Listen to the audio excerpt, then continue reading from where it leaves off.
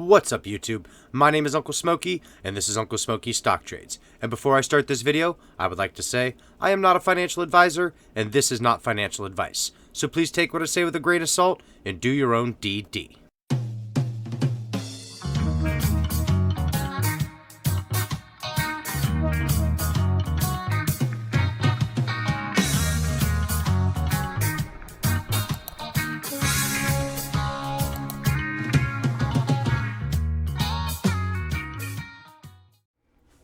What is going on, guys? So we had a pretty odd day, great day, weird day. I don't know how you want to put this day. I'm going to make this video as short and sweet as possible. First off, I want to make sure I get over and see Pigeon, the bird lady, Money Suit, however you want to call her. She is going live with Terry this evening at 7 o'clock, so I want to make sure I get over and see that. Also, I'm going to have that in my earbud because the wife wants to go do some things as far as finish up Christmas shopping and stuff. So early video tonight, and I'm going to get out of here. We're going to make it really quick. Today, great price action as far as it goes after the Fed meeting, after Jay Powell comes out and spoke. Now, I don't fully understand, or I shouldn't say understand, I don't know exactly what he said. I'll understand it once I read it or watch it. Got off work, came home, busting a video out, looking at a chart really quick, just so we can talk about it real quick.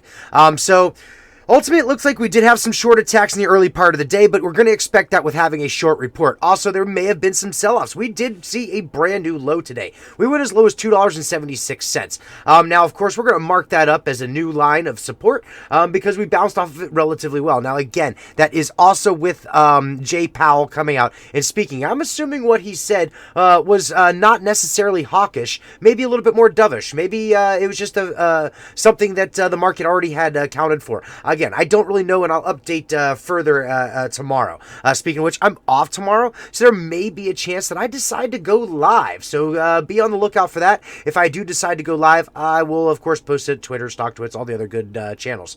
Now, there's a couple of things I do want to point out today, other than the pretty good price action from, what was this, about 1 o'clock, 1:30 on. We had about 10.5 million in volume. That is actually pretty exceptional volume for us. And if we go over here to the 1 hour chart, you're going to notice where the vast majority of the volume is. So you had 2 million in the first hour, 1.5 million in the second hour, and then from there on out, it was heavy volume, or steady volume, I should say, the rest of the day. So you had heavy volume in the first couple hours, but we leveled it out the last whole 2/3 of the day. Kind of spreading the good volume out, which is kind of something you want to do. That shows steady buying pressure back into the stock. Now, the other thing I want to show you guys is on the 1-day chart. Look at the hammer candle. Hammer candles are very bullish. They technically signal a reversal. So I'm very excited. We saw an increase in volume. We're seeing a hammer candle. If we look down here at the MACD line is hooking up. The signal line is getting ready. The MACD is getting ready to cross over the signal line. The RSI is hooking up. It bounced. It's going back into a bullish favor. No longer oversold. Still in the very low fair value territory. So with that being said, the RSI being in the low fair value territory, that means this is a great scoop up time, a buying time. This is, it's showing a reversal pattern all at once. Plus, if you look at the OBV, again, an increase in volume is going to show an increase in OBV strength. And also, when it's green volume, it's going to push it up. So we had a pretty good spike on the OBV today. Also, let's take a look at the indices real quick, if the computer will load them. All right, indices. Come on, any day now. Looky there. So, much like the stocks, they kind of flowed the same. They kind of just went sideways for a while until Powell spoke. And once he spoke, they went nutso. Look at that.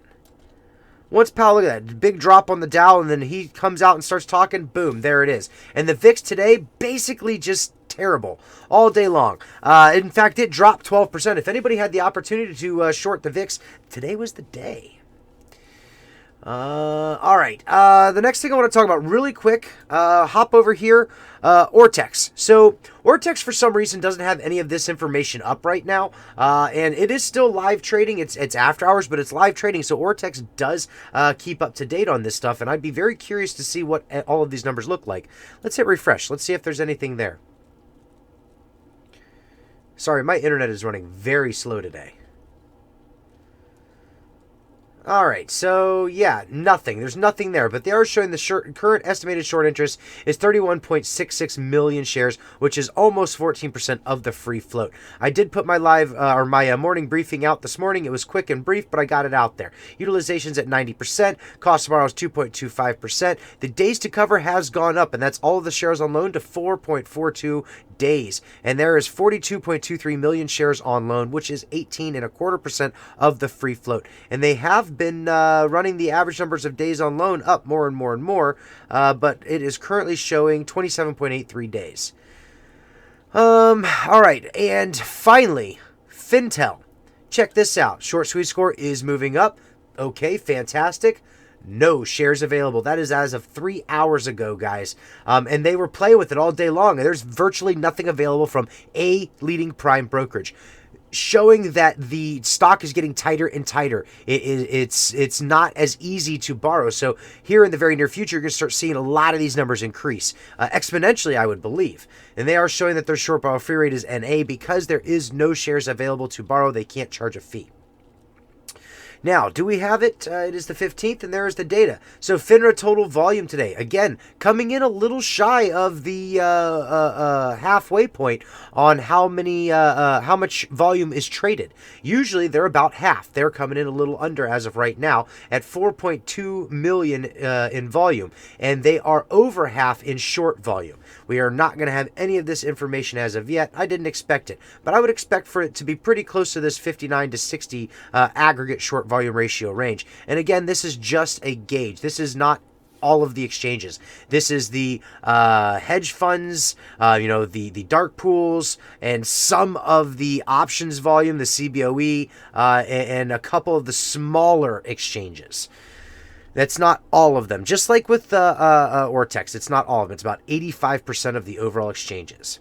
All right, and finally, we had some good stuff happen today as far as PR goes. Now, this isn't coming directly out of Meta. This is other companies doing more articles on metamaterials, basically stating their bullish thesis. And how great is that to come out after a terrible short report? Speaking of which, I want to let everybody know, as I get more information on the topics, I've sent out my emails. On the SEC, I just went to their website. I lodged a complaint through their complaint department and through the DOJ. I just wrote an email to the email it states for complaints. And again, you never know if that stuff actually gets looked at or if anything's going to even come of it. However, I am currently working on some letters to other people, big people, my local senator. I'm going to put some stuff out to like directly at Gensberg, directly at people. I'm going to at certain people on Twitter, so that way it's not just brushed underneath the table. I don't want or underneath the carpet. I don't want stuff to just go away and be forgotten. So I want to make sure I put it out in the public's eyes, but I got to do it gently as well, because I don't want to get hit for any like slander or anything like that. Anyhow, so yeah, today we had this one here, Metamaterials, SAP, Palantir, well prepared for the future. This is a very great, of course, cookies. Use necessary cookies only. A very bullish article. Go in and read it. It is on my Twitter page. I will put a link to this in the description of the video. I'm not going to read it to you word for word, but there's some great stuff in here. And also, just to let you know, I do hold Palantir right here. I do hold some Palantir. Great company. Over here, we've got the Sekisui article that came out this morning. And all you got to do is just right-click on it and go to Translate to English, and it will do so for you. And again, here you go. This is a very bullish article. And as far as I know, and this was tweeted out by George earlier today, the English version will be released tomorrow. So you could actually see some more bullish movement tomorrow with the English version coming out. A lot of these hedge funds don't always right-click and translate to English because they use algorithms. Algorithms will trade on that, and they're going to wait for an English one to come out to hit the States and whatnot. When this stuff gets released, it's because you've got a very committed community that's looking for this kind of stuff, and they find it and they notify people, and then we pick up on it and it goes from there. Otherwise, you wouldn't have seen this in any other stock. A Japanese article coming out and then being translated to English like that day. It would have waited for the English version to come out.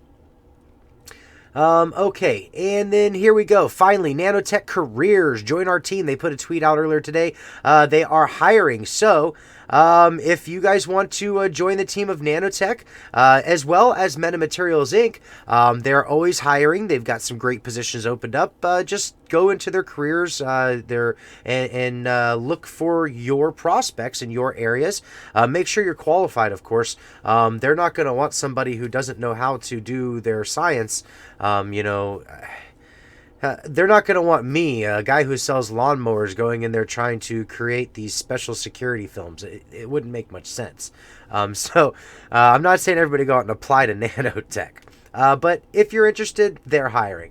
And lastly, the last thing I'm going to say, again, I'm sorry for the short video, but there's a lot of things that I need to do as far as before Christmas stuff goes on. Got kids, all that good stuff. Go watch Terry and Pidge. They are getting ready to go live here. It's 6:45 right now, so in 15 minutes. Hopefully I have this video out before they go live for you.